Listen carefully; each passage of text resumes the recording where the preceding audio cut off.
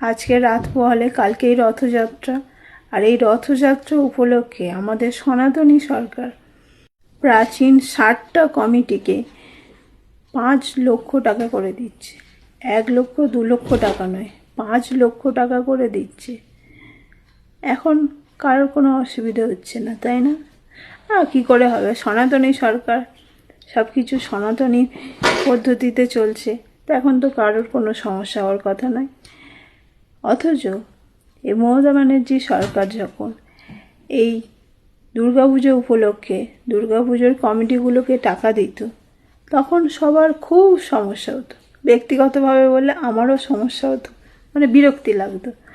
বর্তমানে যা দেখতে পাচ্ছি, আগে যেগুলো মানুষের বিরক্তির কারণ ছিল, এখন সেগুলো মানুষের ভালোবাসার কারণ হয়ে গেছে।